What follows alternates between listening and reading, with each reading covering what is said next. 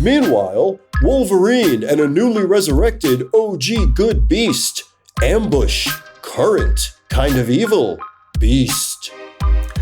Oh, yes, now that I have the Krakoan tech back in my hands, yes, I'll be able to finally destroy X-Force, because only I can save mutants. Me, Beast, the only good beast that there is. Don't call me Evil Beast, I'm Cool Beast. Yeah, wait, what is... My sensors are picking something up. Wolverine? Hey, bub. I brought an old friend. What? Who did you bring? Why don't you meet him yourself?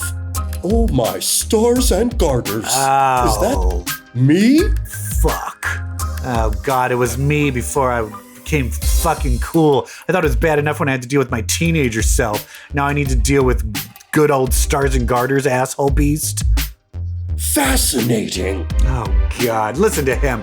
Okay, I'm going to tell you right now. Deep down, you and me, we're the same. I knew what you used to jerk off back then. You telling me I didn't? You used to walk in on Carol Danvers when she was showering. You were a fucking pervert then. We were always evil. What do you have to say for yourself? Oh my stars and garters. Wonder Man? Oh my God. Okay, really, Wolverine? Really? This is who you'd rather be with than me? I mean, he's got a moral compass, which is more than I can say for you. Okay. Oh, really? Okay, Beast, what's your solution for mutant kind then? Stars and garters. Wonder Man? Wolverine. He's not that bad. Yeah, okay. Hey. Fascinating. Stars, garters, Wonder Man. Oh, Jesus Christ. All right, here. All right, fine. All right, okay. All right, thanks. Let's kill him. All right. Yeah, let's go. Snipped. Oh! So you gonna be cool yet? The only reason I'm evil is because when all the orgy stuff happened, I was kind of left out. So if we do a circle jerk, an X-Force circle jerk, I'll be good again. Fascinating. No, fuck.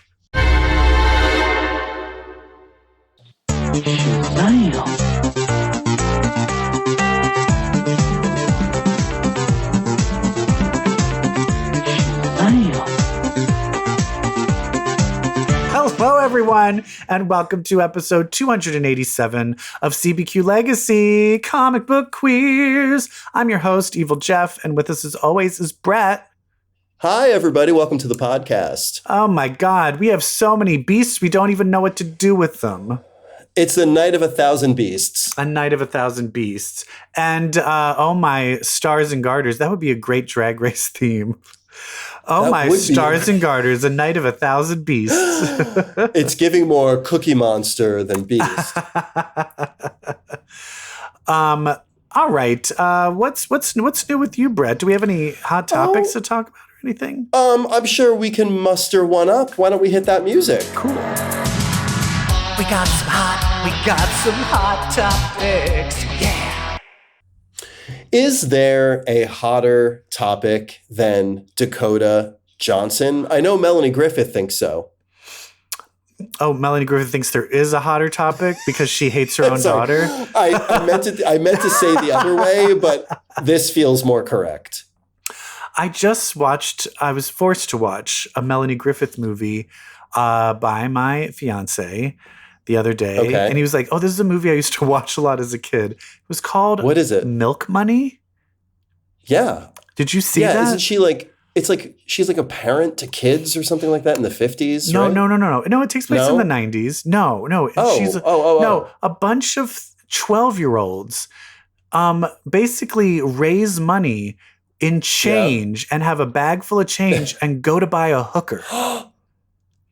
And she is the hooker, and she gets naked for them and takes the money, but then her car breaks down, and then she ends up staying at the boy's house and falls in love with his dad, who's played by what's that actor? He was kind of the overseer in The Truman Show.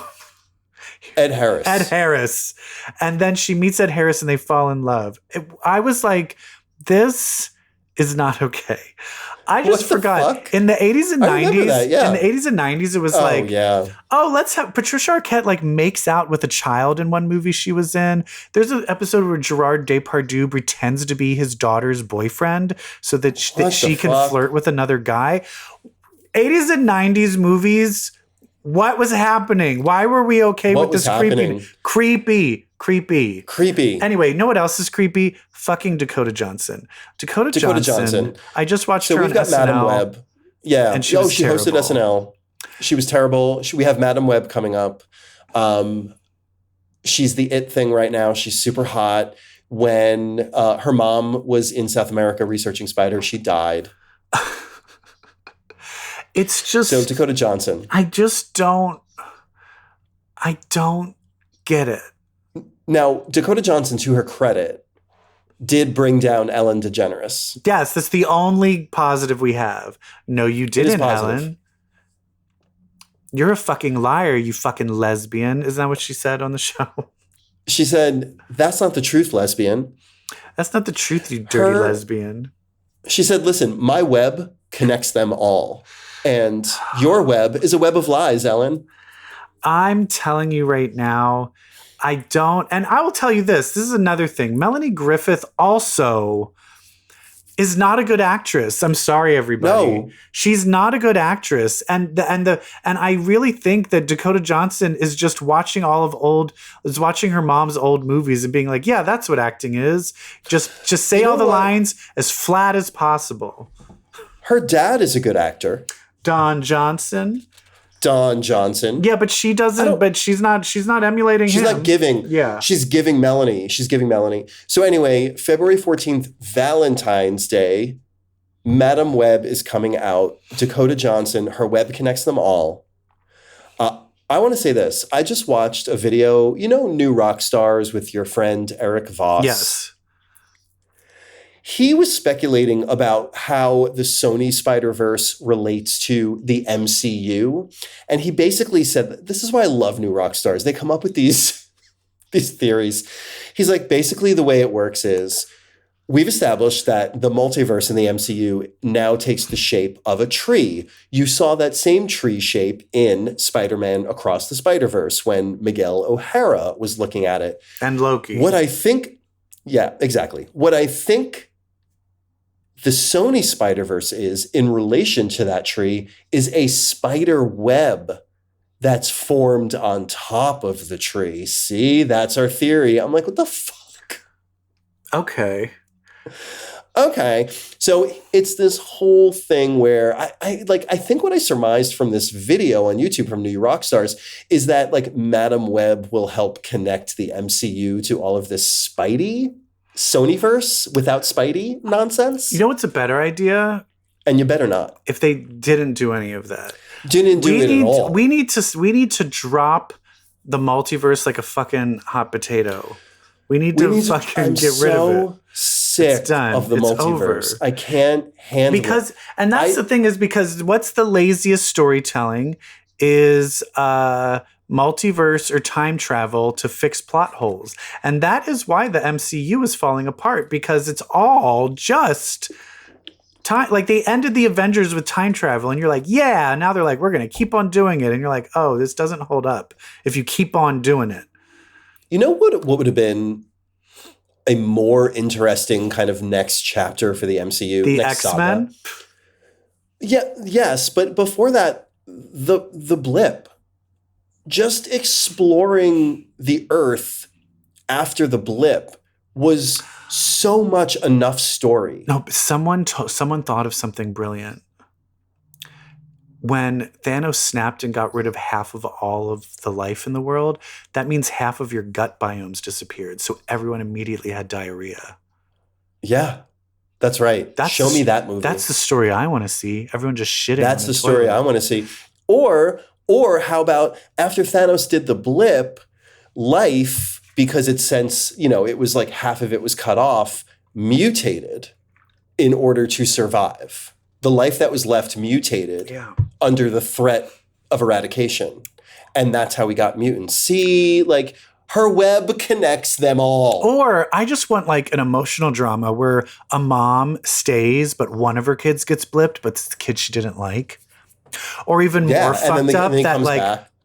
And then he's like, ugh, oh God, and then they're not older, so now I have to like raise them still. And then, or I would love one where it's like the dog gets blipped, but the brother doesn't, and then it's like, oh, I wish I had the dog instead. That's the drama I want. That's the drama I want. Know what I don't want? Know what I don't want? Why weren't I you don't blipped want drama. my mom.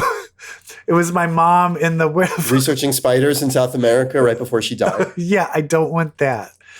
But the SNL, it was literally just, here's a funny sketch, and now Dakota Johnson is going to destroy it with her bad delivery. It was really bad. It was embarrassing. I'll have to watch it on Hulu. I always watch SNL like Tuesday night on Hulu or Peacock. It used to be Hulu. So I'll check it out, but I can already tell you she's going to be underwhelming because she, like her mother, not a good actor. Also, her father, yeah, he's fine. We were overkind to Don Johnson earlier, and for that we apologize, listeners. Miami Vice wasn't like the top. It was no Law and Order SVU. But hey, he's really good at Knives Out. He was good at Knives Out. Yeah, he's great. He's great. You know what I'm excited about, Madam Web? Listen, I want to go on record. Yes. I am fucking excited about Madam Web. I really am. Okay, someone has to be because I'm not. Because I'm not excited about Morbius and Craven because it's just like more toxic masculinity. Don't need it. Don't care. And also it's like, oh my goodness, I am discovering that I have these powers. What can I do with them? Like, I'm so sick of it. I guess Madam Web would be that too, but here's where I'm going. Multiplied with Sydney Sweeney. Excited. Sydney Sweeney is also a very flat I'm excited actor. for Sydney Sweeney. So it's like, oh my God, I'm Spider-Woman. Oh my God, I'm Madam Web. Wow, I'm the other one. To descend from a web from the ceiling. I want to see Julia Carpenter come down from the ceiling on a single thick web upside down. That's why I am going. I guess I have to go because we're going to talk about this. Fuck. You have to because Sydney Sweeney is going to be hanging up in the rafters and she's going to stick a little web and she's going to come down upside down just like Julia Carpenter in the comics and she's going to go, "Hi, I'm Sydney Sweeney. My family is MAGA. Did you see them in my Instagram post? They were all wearing MAGA hats." Oh and my God. Like, all right. I can't talk about Are you auditioning for Oklahoma? I can't talk about Madam Web anymore. I actually have some X-Men news that I want to talk about. Let's talk about the X-Men. Hit the music. I was reading X-Men comics in a cocktail bar. That much is true. Yeah.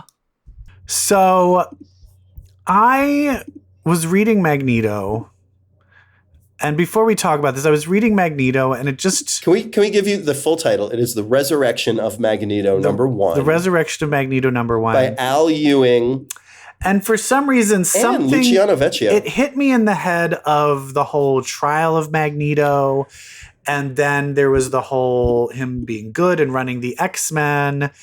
And so I was like, oh, I'm going to go. Let me look at that. I just want to go back and look at that. Did I read The Trial of Magneto? Interesting. I didn't, because as I was scrolling through my archives of my digital X-Men comics, I spoke, because Trial of Magneto is around like 200, 201. Isn't it like the 200? 200, yeah, it's 200, yeah. But before I got to 201, I saw 213. And Psylocke battling Sabretooth. You got to jump there. And I just started reading that. And I am now at Inferno. I'm now at 241. Oh, I went down a rabbit hole and was rereading all of it. You skipped ahead in the textbook and you just kept reading. But it's literally like, hey, I mean, we've talked about this before. This was when I started. This was like my introduction to the X-Men. I know, but the purpose was to do research before the resurrection of Magneto #1. And I didn't. But you know what? It did make me like wax poetic for, hey, these 8 people in Australia, they're the fucking X-Men. And sure, there's 5 people that are X Factor, and then there's like 7 people that are the New Mutants, and then there's 5 people that are Excalibur, but that's it. That's it. That's all we needed. I missed That's all we needed at the time. Yeah. I missed that. Okay, are we going to talk about Resurrection of Magneto first? Yeah. Let's do it. We already started. Let's do it. Yeah. All right. So we. I hate it. I loved it. It's not necessarily the writing. The writing is fine. It's the concept. I hate the concept. It's very just much because Kurt it's Wagner. Like, death is nothing. We can just take a portal and go get him. Go to the afterlife. It's very much like heaven. It's like, oh, we're going to the afterlife, like heaven. No, I'm a fucking atheist. Like I don't no, because it's like you can't have an afterlife and do resurrection where but then that means when someone dies they go to the afterlife. Do they get sucked back when you resurrect them? You can't have both of those things at the same time. And I was so pissed when they made Kurt, they went into heaven and brought Kurt out of heaven. Yeah. I wanted to barf, and this is what this is all over again. Now, who's the writer of this again? It's Al Ewing, bitch. It's Al Ewing. So he's a great writer. So I'm sure, I don't know if he came up with it, but whatever he's given, he's going to tell a good story out of it. But for me, the whole time, I'm like, I don't want this to be the story that's told. You already have regular resurrection. I'm going to end okay, there's going to be like a 4-episode resurrection of Magneto. It could have been, Storm's like, I really need Magneto back. And Xavier's like, you really think I erased it? You really think I let him get erased? Here it is. Oh, okay. Oh, great. And now we resurrect him and we're done. It just doesn't... Having a new reason to... What's another stupid reason to resurrect people when we already have resurrection? Ugh. I hate it. All right. Well, well, you I have defend issue with several things you're saying. Yeah. So, number one, she's getting him from the waiting room, the place the Scarlet Witch created for mutants to go to, for their souls to go to when they die. Yeah, so it's not like... I know. It's not the same as heaven. Still... Sure, it's analogous. Okay. I'll give you that. I think that the message is not anyone can do this, but Storm is so rooted in magic that she's never tapped into that she can do this. Like sure. Storm's got she's got the right mix of shit to be able, including magic ancestry, that allows her and no one else to take this journey. It's a lot of things that are allowing Storm to take this journey. One is her magics. The other one is her deep, deep, deep personal connection to Magneto. So I think that this whole story is just a testament to, it's very akin to, What Dreams May Come, that Robin Williams movie, or which was also Hadestown. Awful. Sure. Hadestown, which going to the afterlife to get the one you love it is the stuff of myth. It's tale as old as time. And so that didn't bother me.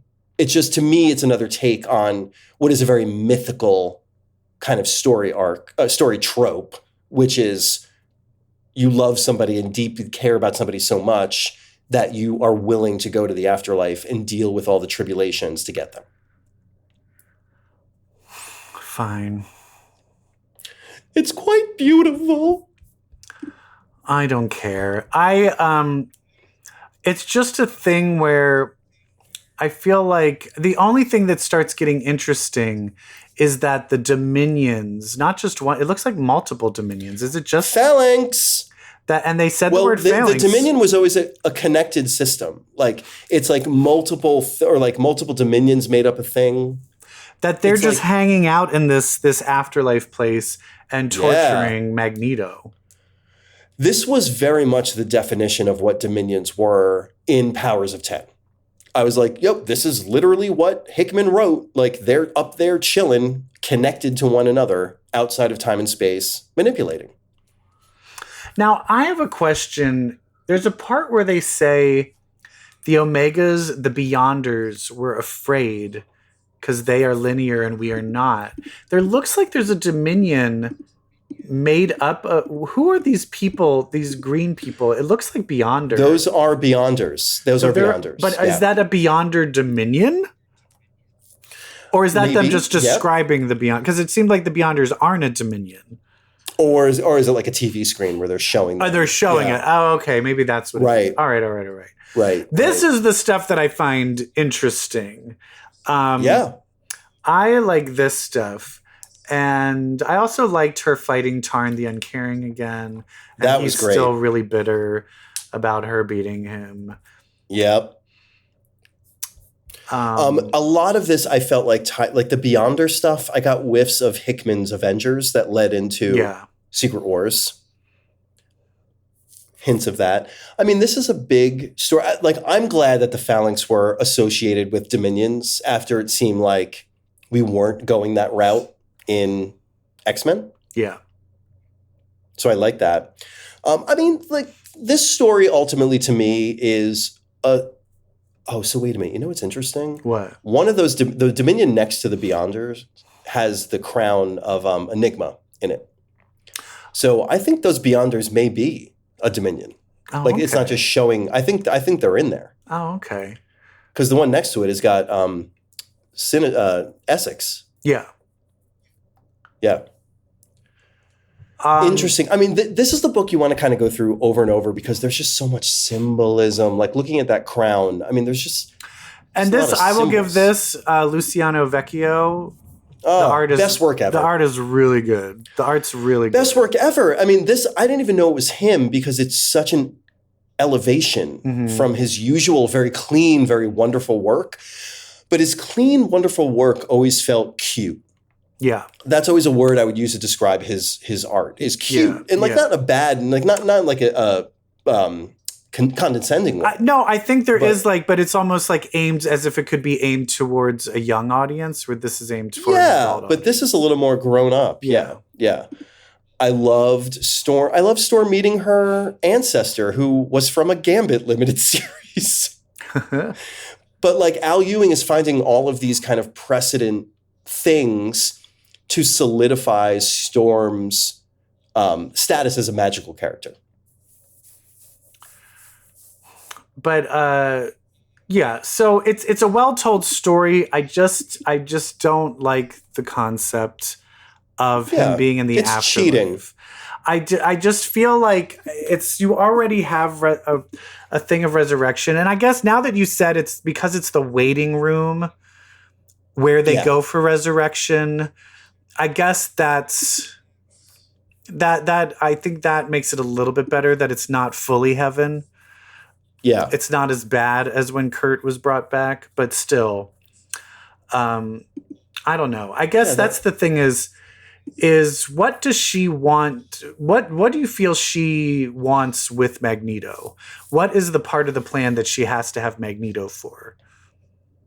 For her to defeat Orcus? I mean, specifically, it's just great to have Magneto on your side when you're dealing with the half man, half machine people, I guess. But I feel just like, hey, I just miss him or I need him isn't enough. I feel like there's a specific task. I want there to be a specific task. Yeah. But I think also we don't have an Xavier. We don't have somebody who can rally the troops. We don't have somebody who everyone can look up to. And also, can there be one where she comes back to Earth for a bit and then Xavier's like, Eric, you're back. And she's like, no, he's my friend now. You can't sit with this Xavier. No, I know she did that. No, but I mean, she already did that. But now she's coming back with him alive. Oh, yeah. And she's like, you can't sit with us. Sorry. Are you talking to Max? Sorry, Max doesn't talk to people like you. And so what is this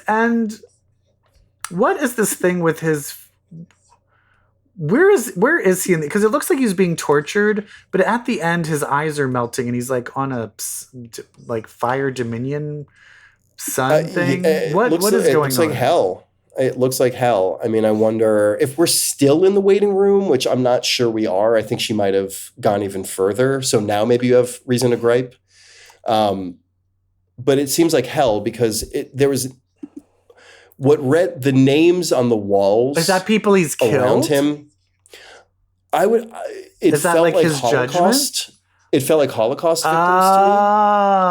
Oh. And then he's just on like a very fiery surface. So I wonder if this is hell. Interesting. All right. Well, this is the kind of book that you just got to read a few times and you'll pick things up. Maybe, but also a lot of these books are not hit. They're not landing. They're not getting the landings. They're not like Jean Grey. I was like, oh, this is cool, and then it was just like, just read Immortal X-Men. I mean, like, all of these books are ultimately utilitarian in that they're serving a purpose to get us to the next status quo. Yeah. So they're flawed by the very nature. Yeah. These are transition pieces. Should we talk about X-Force? Yeah, let's do that. This is hilarious. First of all, once again, for X-Force, the quintessential best spies in the world, as we saw in Wolverine. I don't know if this is before Wolverine, after Wolverine, the Sabretooth Wars. It takes place before. But they're not good at their jobs. They're very bad. Because Sabretooth and Beast, that's the thing, because even if this took place before, then why were they still all willy-nilly when Sabretooth, like, they're not good at their jobs. Not good. Like, Beast fucking took them out really fast. He sneaks in, no problem. He doesn't even bother taking them out. But he just gets what he wants and fucking, he takes out Omega Red. He takes a Krakoan suit that he's going to build a new lair off of, and then just escapes.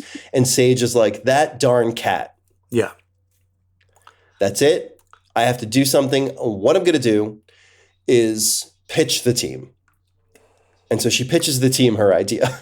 Which is, hey, there's an old Beast, and it's before he turned evil, which it's like, this has been done before with all of the young X-Men. And that was not a good idea. But at least Beast was the one doing it. She's like, let's bring back Beast before he turns evil. What? And Wolverine is like, what? Wolverine is like, no. He's like, no. Absolutely fucking not. No. And literally he's like, no. And she's like, I know what you're going to say. No. I haven't even. And everyone else goes along with Sage, and they're like, oh, it's fine because he's like fun, good Beast. And he comes back and starts his Oh My Stars and Garters ring. Yeah, we very much have the Beast from Defenders, like the team with Iceman and Angel and Moondragon, Cloud. But already and here's the other thing, is that, okay, he's locked in the prison because like, we need to make sure you're okay. And he's basically like, how does this Krakoan tech work? And Black Tom says, oh, all X-Forcers have access. And he goes, request access Beast, open cell, and it opens up. What? You're telling me you have not taken him off? They're so bad. My company, when they fire someone at my company, do you know how fast their email is disappeared? Kicked off Slack immediately. They are the worst at their job. And this X-Force needs to be fired. did not shut down his access. Yeah. They suck. They're so bad. Sage should be fired. This is ridiculous. And also, so many reasons. Also, we do need to think about, I am curious we were talking about this briefly before, of the time change. When did the Defenders take place in this world? For us, it was the 80s. For us, it was the 80s, but it clearly couldn't have been 35 years ago, because then Beast would be at like 60. So yeah, he would be like, what are computers? So this is probably like 10 years ago. Which means it was this, which means everything that happened to Defenders technically happened in 2012. Right. 2013. Right. Which is crazy. Yeah. So anyway, this Beast is back. And I will say this. This was a little Easter egg dropped a long time ago. Like when Beast first left Krakoa, was that he deleted the files, but left that old Defenders Beast file alive. Did he do that, or did... He did it. So do you think he like knew? I think there is an implication that he did this to sabotage himself. He did this to take himself down, to keep himself in check in case. And it does seem that this Beast is looking at what he's become, and he does not look happy. he sheds a single tear when he gets the download. Yeah, and is like, you've got to be fucking kidding me. And he runs off, which I assume is to find Evil Beast. And absolutely. And for me, this is going to be fun. And hopefully it'll be better than our rendition of what we thought it would be when they meet up. Well, we're terrible Beast dialogue writers. I'm sure it'll be better than Wonder Man. But it looks like, look who's showing up in the next issue. Wonder Man? Wonder Man. Yeah. So there you go. I would imagine the first thing Beast is going to do is actually look up Wonder Man. Yeah. Not Evil Beast. He's going to go straight to his boyfriend. Yeah, and I do like it that he's like, I need to assemble a team, not you, weird X-Men. Because if you think about it, that Defenders, he like, well, every once in a while join on a mission here and there. So he maybe sort of kind of knows Colossus and Wolverine, but Black Tom is a villain to him. Black Tom is a villain. Sage Absolutely. was a villain in the Hellfire Club. So he's he's probably like, no. But like, think about the Wolverine he knew was like, they brought some psycho into the mansion. Exactly. Like that's the reason Angel left, was because they brought Wolverine in. So this will be interesting. I wish he would get to go get Iceman. Oh, there's a surprise for you. Now, are they on the North Pole or the South Pole? Oh, I don't know. Well, Iceman. Is Iceman and the X-Force, which poles are they on? Oh, Iceman is in Antarctica. And where are they? Where's X-Force? I'm sure it's Antarctica. So they're probably pretty close. They should hang out. They should hang out. And I feel Beast should reconnect. Beast could probably solve Iceman's problem in like 3 seconds. In like a second. But then he'll be like, if it was like from the 80s, he would be like, wait, you're gay? Ew. Yeah. Yeah. He's like, that's and he'd be gross. like, but then Iceman would be like, oh, please. What are you going to do next? Make an AIDS joke? I know. And he's like, what's AIDS? He's like, I just heard that there's a gay cancer. That's how long it's been. Yeah. What's AIDS? Fuck. Feel old yet? Oh my God. Anyway, he's going to find his boyfriend Wonder Man. I love it. I think that's it for the Oh, sex. Jesus Christ. Beast is not gay. Grant Morrison said so. That's right. I might as well be. I'm blue. I'm a mutant. But he was very cool about it when everyone called him gay. Yeah, he was super cool about it. I read something that wasn't X-Men. Should we hit different music to talk about that? Hit different music. Different music, go. Comics that I have read. There's other comics than the X-Men. But who cares, really? Different music, activate. Form of a review of a comic book that isn't the X-Men. Gods. Okay, so we're talking about Gods. Jonathan Hickman's Gods. We're at number 4. I've realized what he's trying to do. What comic is he? Oh, it's Saga. Saga? No. Oh, I thought this was Saga. No, yeah. Saga is all Star Wars, like aliens. Yeah. No, honey, this is Sandman. Oh, yes. This Sandman where it's like abstract ideas or gods, like this. Yes. This is Hickman doing Sandman. Yeah. And You're so right. I'm here for it. I'm here for it, and I like it. Yeah, this has been a fun ride. I mean, it's still a lot of setup. It's a dense read. It's a lot of setup still. Still, we're in issue 4, and it still feels like setup. Things are happening. But we have some characters.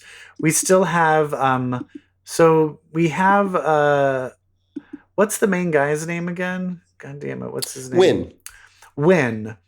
So Wynn is the avatar for the powers that be, and his ex-wife, they were married too, right? Aiko. Aiko is a centaur of the natural order of things. So the powers that be and the natural order of things are always kind of at odds with each other, but also have to work with each other when there's a greater thing threatening the universe. Like, it's pretty safe to say powers that be is magic and natural order of things is science. Yes. But their science is still kind of magic-y. Pretty magical. It's still very magic-y. And case in point, they've brought on an apprentice named Mia, and she was able to find their headquarters by finding this book. And apparently it's a very rare thing for a person to be able to do this. And this was an interesting reaction. We've seen her for a couple of issues, but this is the first time Wynn has met her. And it seems almost like Wynn is like, she should be with me. She's one of me. Why do you have her? And Aiko's like, ha. Did you get that? I kind of got that. Oh, 100%. And Wynn's absolutely right, because this is a magician. The girl is a magician. Yeah. She's not a scientist. Yeah. But Aiko is keeping her close so Aiko can understand Wynn. My takeaway is that Aiko is studying this girl learning magic so she can have a better understanding of magic, and I think subtextually have a better understanding of Wynn. Yeah. Or just want to have a better understanding of magic because there is an adversarial relationship there. Yeah, and then the Cassandra character, the Cassandra avatar, it's like this person, but she's kind of has the powers of this being called Cassandra, but I'm still not 100% sure how that all works. It's Cassandra from mythology. But I'm just not sure how it works of like, is it just passed on? Like when she dies, does a new person become Cassandra? Can a bunch of people be Cassandra at the same time? Avatar, yeah. I'm just not 100% sure how that works. They said there were like 5 Cassandras total, and I didn't know if they meant now or just time. Ever. Exactly. So but it's interesting. So we have Cassandra, we have Doctor Strange is in the mix. And then the bad guys, we have Oblivion and the In-Betweener and their little evil avatars fighting for them that they're growing in boxes. Yeah, which turn out to be rooms. These giant rooms inside these boxes. It's all very I did call when we talked about Gods 1 that we were probably going to meet the In-Betweener at some point. Called it. Yeah. You did. I did. Anyway, this is all I don't know that much more what to say about it because it is still just setting up chess pieces. It's setting up chess pieces and the game really hasn't started being played yet. But I'm excited for it to start being played. Yeah. Yeah. It feels like these Marvel cosmic concept characters who have always just kind of floated there, like judging or warning or appearing, are now actively taking some sort of direct antagonistic. No, who should be here is the Watcher should be here. Yeah, feels like it. Anyway, I like it. But I like it. I mean, the love art, me some Hickman shit. And the art Valerio is great. Schiti's art is incredible. Hickman's writing is incredible. And like, I do think we are seeing some of his mythology that he created in the Avengers stuff. If you look at the preview for the next issue, issue 5, Black Swan is one of the characters whispering into the ear of our young magician character. So like these things, these threads from his Avengers run seem to be popping up in this book too, which is super interesting. It's like there's a Hickman verse inside the Marvel universe. Yeah. It's fun. Yeah. It's fun. What do you think G.O.D.S stands for? Because it is G period, O period, yada boom. Okay. I think it stands for Gimme Old Dick Someday. Okay. No. Good. Do you have an actual thing of what you think it stands for? I think it stands for gorgeous, overstuffed, delightful at times, and stunning. Oh, okay. And that's just how I would describe this book. Okay, that's how I describe myself.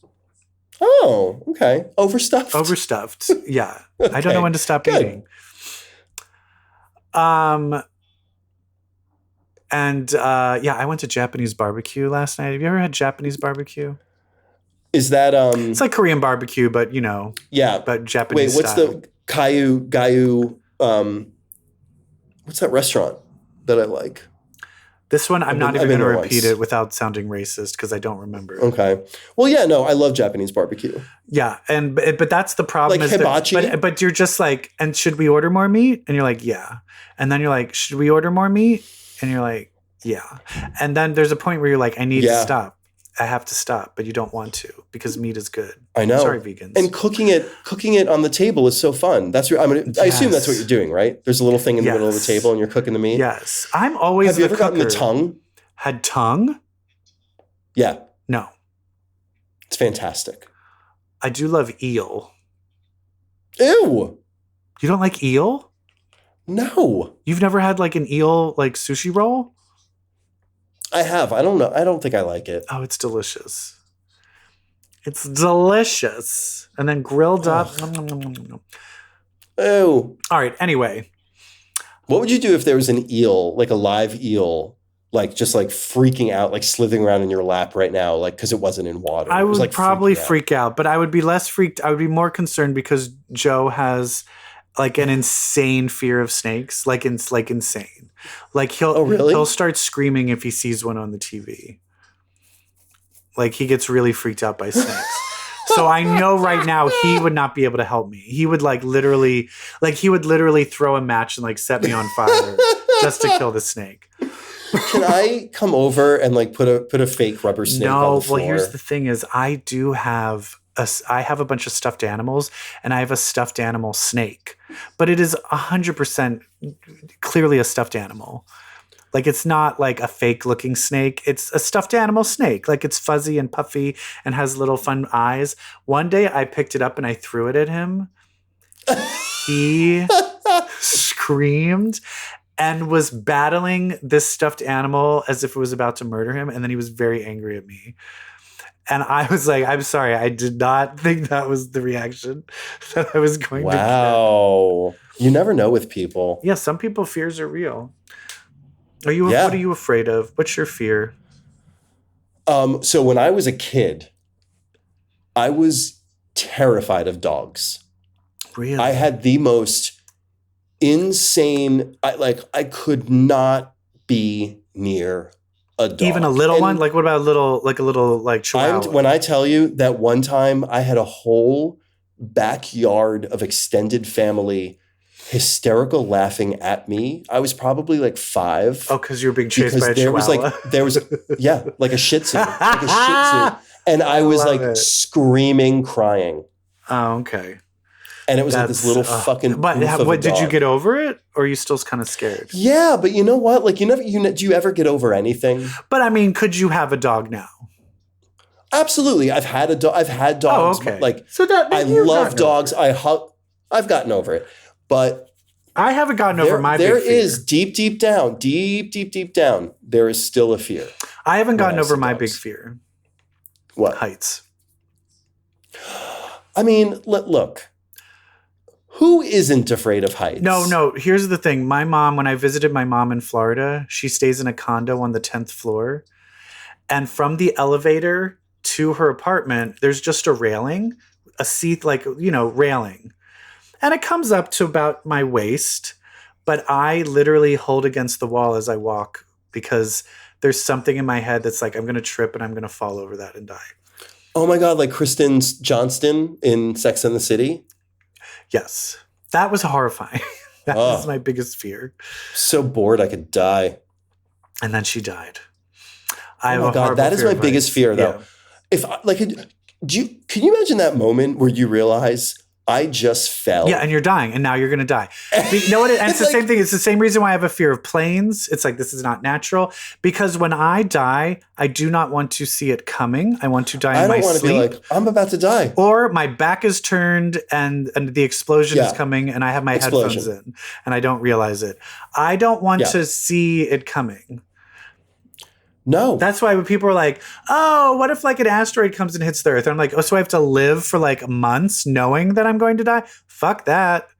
No. Anyway.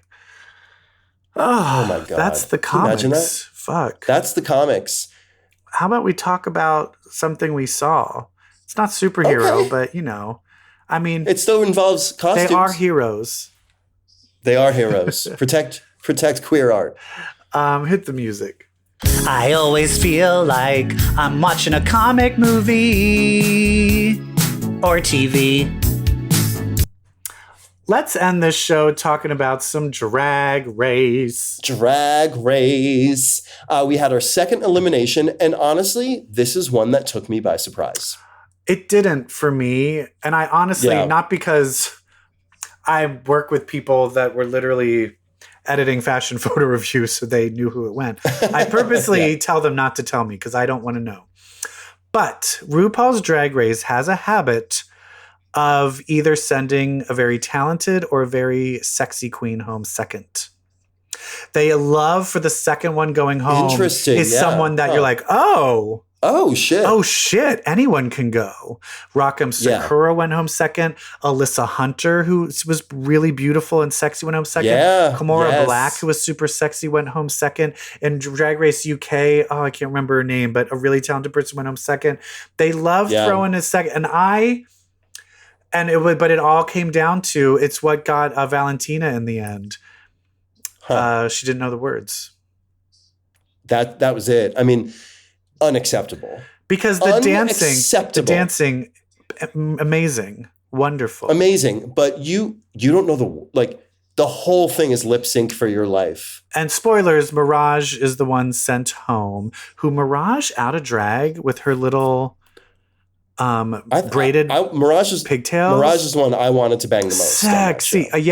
Sexy. Mirage, I think Mirage was... Giving cute, giving body. Mirage I think was the hottest one. So I'm very disappointed with that.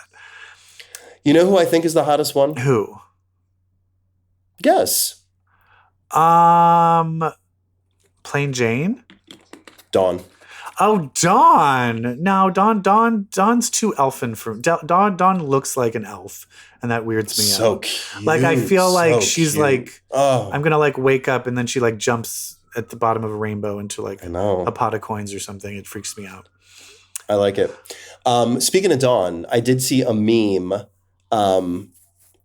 where it was a picture of Plain Jane and it said purported villain, and then it was a picture of Dawn and it said actual villain. And I was like, I agree. Wait, she's the shit stirrer. Oh, shit, I guess. But here's the thing. This show, I think so many people were playing it safe. I thank you, Plain Jane, for taking one for the team and being a total bitch. Being interesting. And making the fights happen. Not interesting, but and also, thank you to a mandatory meeting. She is taking all of this shit talk in such stride. And she takes it so well. High road. And I will say she's very talented. And you can learn to do good makeup. You can't learn being funny. So being funny, this whole thing was a sketch competition, which really will take some queens out sometimes. Yeah. And even the ones that weren't so overall, I didn't think Mirage did bad in terms of her role in the comedy. She was the host of this RPDR live SNL spoof that they do a lot. And I thought she was giving that kind of awkward energy. I'll tell you this. That a celebrity host gives on SNL. She didn't do worse than Dakota fucking Johnson. I'll tell you that much. I'll tell you that right now. I will say mandatory meeting did really well. And you know who I did not think did well? And I was watching it we watch it with a group of 15 people. So all of these gaggle of fags. And I would say half of them are comedians. And we thought Q as the brick was terrible. Yeah, not great. I mean, I thought the delivery was tight. But I felt it was very dead. I felt it wasn't. It was tight, but I felt it was a little stilted, and it was not hitting. It wasn't relaxed. It was too rehearsed. It was very rosé, Ms. Cracker, Jan, a little too rehearsed, and that made the laughs not hit. And no one was laughing during hers. And so afterwards, and they were like, "Oh my God, you were amazing. You could be on Saturday Night Live." I was like, am I taking crazy pills? Right. What is happening? But Q is the new Jan and the new Rosé of where they're like just not going to let her win. Miss Perfection. And they're doing it on purpose to watch her crack and go crazy. And I think it's funny. Love that. Love that strategy in terms of making the show interesting. The one who I thought really should have went home because I thought what she gave was a little unforgivable was Geneva. Okay, first of all, she did not know who Lindsey Graham is. So strike one. You're not going to Google the person who you're playing. Or if you're not allowed to Google because you don't have your phones, you can ask a bunch of people. But if you're like, you're like, oh, it's a male closeted senator. I'm not going to do a Southern accent. So that's the only thing because I can't do a Southern accent. I'm also not going to dress like a senator. Right. And so, and that's the thing is the way you make that work is you look like a senator and then you act all gay. And I think everyone was like, send a bitch home. We're not going to help you. And they did her dirty by not telling her what to do. Yeah. And that was she should have gone home. And also she was in the bottom last week. I would have forgiven Mirage and Geneva should have gone home. Because is Geneva really going to win? What else is she going to give? She's Didn't not she going to get win. top 2 episod 1 though? She did, but I didn't think that was that great either. I also no, what it was after her and after Geneva and Mirage danced, after RuPaul was like, I've made my decision. Megami, go home. How about Miss Sarah Michelle Gellar? She looks gorgeous. She looks so She's great. And she was a good judge. She gave really good, like she was paying attention. She gave really like actual like useful feedback. She was more useful than like than Ross. She actually did. She was constructive. And she also made a great Nefertiti's pun. Yeah. Well, I'm sure they give them all of those. They give them those and they record them in post. Yeah.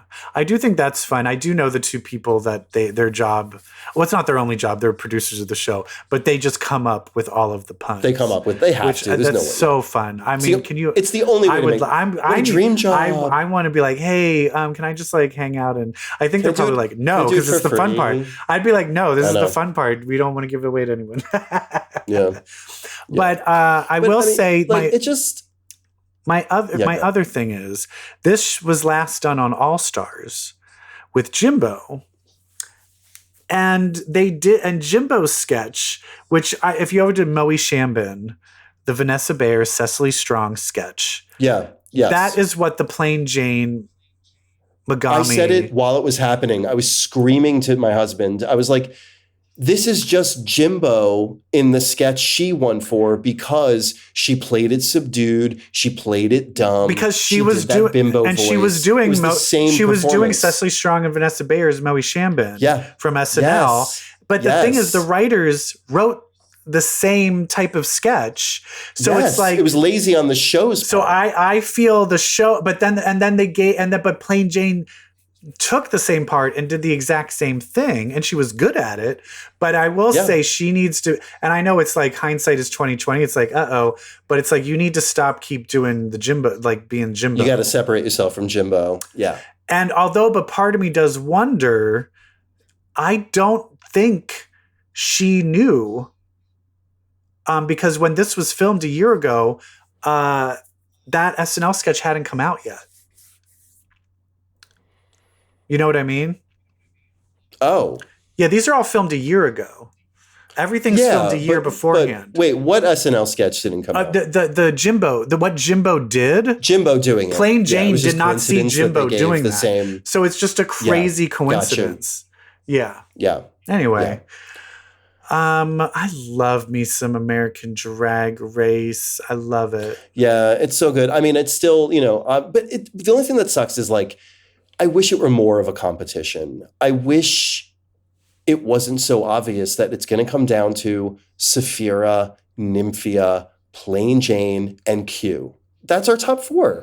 You never know. You never know who could like come out and start like making some surprise good drag, good moves. Plasma won this week. She could surprise you.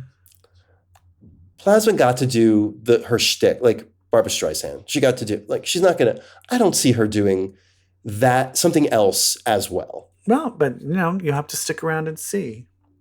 I guess you do. But sometimes, but here's the thing, do. You know what, but when the seasons where you can tell who's going to win the whole time, Bob the Drag Queen, that was a great season. Bianca Del Rio, it was a great season.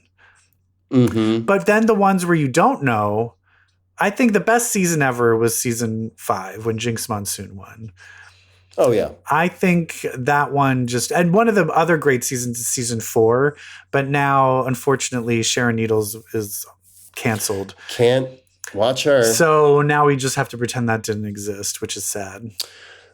So I just saw Bob the Drag Queen perform. Oh, live. Yeah. Where? Madonna. Oh, that's right, because you saw Madonna, and he's in a lot of it. Madonna. Isn't he in a lot of it? He's in a lot. Yeah. So he opens the show. He is all through Vogue. He's there. The whole thing, they do a whole ball on stage during Vogue, and he's calling. How late was she? He's doing an hour. Oh, she's improving. Yeah. I think after she's being sued, she's like, okay. Yeah. But I will tell you, we're the same age. Madonna, the one constant in our lives. As long as we've been breathing, there's been Madonna. I know, but then isn't she kind of huffing and puffing her way around there? Well, isn't it kind of depressing to see her try and do all that? I wouldn't. You appreciate like that she's still in the game. It's actually, and she's surprisingly energetic throughout the show, but she really does get to save her energy for a lot of the show because the set list really does gravitate toward the more subdued songs. So it's Erotica, Justify My Love, Rain, Bedtime Story, Live to Tell. Yes. Live to Tell was the highlight of the concert for me because the whole thing was a tribute to everyone who died during the AIDS crisis in New York City.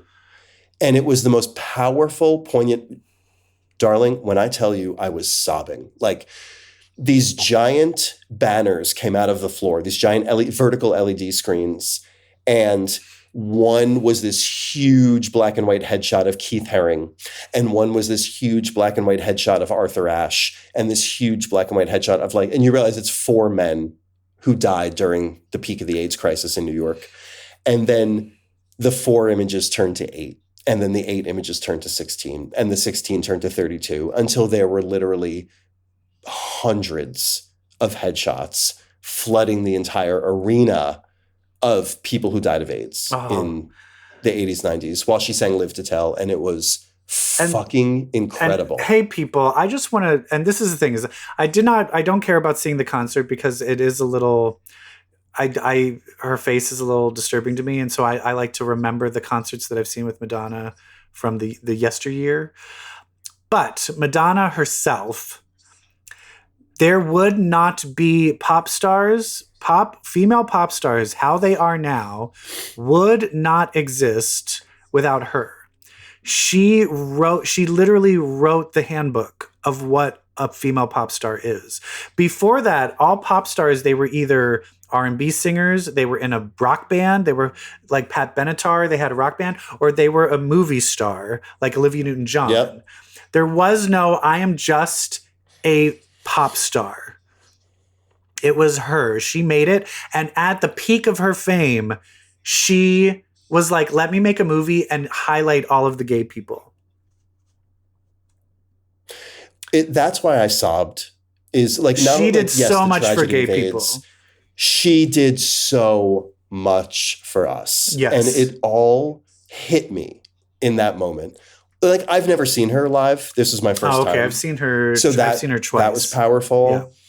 But when she's doing Live to Tell and the whole AIDS tribute comes up and like it just all hits you, and then it all hits you how much she did to bring us into the spotlight and into the sun. And it's incredible. Yeah, because pop stars nowadays are like, where are my gays at? Woo! And you're like, that was not a cool thing to do back then. Like, here's it was one thing not that bothered cool. me. Yeah, what? Yeah. So we're at Madison Square Garden. It's huge. And, I'm expecting a circuit party. I'm expecting, it's just going to be all gays. It was just all old ladies. It was all old ladies. I was surrounded by old ladies. And I'm like, why are these bitches so much older than me? A, they're not that much older than me. I just look good. B, because these are all women who were older when Borderline came out. These are probably girls in their 20s going to the bars and the dance clubs and dancing to Madonna in the early 80s. Early Madonna, because they were all dressed in the black lace with the a virgin mark. Yeah. And I looked at them like, you're ridiculous. Because Madonna means no. It's not because of that, but it's just Madonna means so much more than that. And the fact that these women stopped there is what made me mad that I was around that vibe. Well, but I'm sure they liked it. Were they booing when she was singing a later song? Were they just play like a virgin and get off the stage? No, but they weren't into you didn't see them freaking out during Hung Up or Ray of Light. See, that's what made you mad. That they were just once it hit Papa Don't, after Papa Don't Preach, they didn't give a shit anymore. That's it. Well, and Like a Prayer. Those bitches everyone likes Like a Prayer. Everyone likes Like a Prayer. It's the best song ever. But that's the other thing. Talking about best song. When Vogue started, I turned to my husband. I was like, "Is there a bigger song? Name a bigger song by Madonna. No bigger song. It's no songs. Oh, in general, I would say Like a Prayer is up there with Vogue. Vogue is the most iconic song on the planet. Period. True, but Like a Prayer is played at every single wedding. For sure. I think if we're talking Madonna songs. For sure. But for sure. But hey, Vogue, no, if you're talking about best song of all time, we need to talk about Who Let the Dogs Out. Ooh. Ooh. No, I'm kidding. That's the worst song of all time. Yeah. Okay, so you saw Madonna. Yeah. Yeah. And there's a celebrity Vogue judge at every show. Oh, who is the celebrity? Amy Schumer. What? I was like, Amy Schumer is on. Why is Amy Schumer? Did she get booed? She didn't get that kind of reception. Everyone was like, who cares? Oh, God. Yeah. But it was incredible. But we left 3/4 of the way through. I was like, I looked at the rest of the set list. I'm like, all right, I'm not going to get stuck in this crowd for bitch on Madonna. Wait a minute. Oh, wait a minute. And then there was a younger gay next to you being like, I saw some fucking 45-year-old gay guy and he was only there for the stuff in the 2000s. I'm You're sorry. The exact same person. I was only there for 2 hours and 20 minutes of the 2 hour and 45-minute show. I was good. Yeah, the last 2 albums. She had some good songs on MDMA, and after that, the 2 albums after that, garbage. I don't like any of the songs on them. Yeah. Yeah. And the very last song was performing Celebration again, like she did when she opened. I was like, I already heard it. I'm going home. Yeah, trying to get out of Madison Square Garden, I don't blame you. Yeah, fuck that. I'm going home. And I felt weird because, I'm friends with one of the Real Housewives. And so she posted on Insta that she was there with Teresa, by the way. And I IG'd her and I was like, oh my God, bitch, I was there too. And then I didn't want to tell her. And she was like, oh my God, wait, come meet me. And I was like, oh, I can't. We left early to beat the crowd. And old man emoji. And then she was like, oh, actually, I think that's what we're doing too. I was like, okay, good. Even the Real Housewives are leaving early. Yeah. Wow, well, this was gay. We're a gay podcast, and we started talking about comics, but ended up talking about the HIV epidemic, Madonna, and drag queens. So, hey, you know what? We're faggots. This is what you get. Yeah, it's called Comic Book Queers. Yeah, and that's the thing. We started talking about comic books, and we ended up talking about gay stuff. Do you know why, Brett? Why? Because if you read comics, well, then that makes you Queer. Bye. Bye. Bye.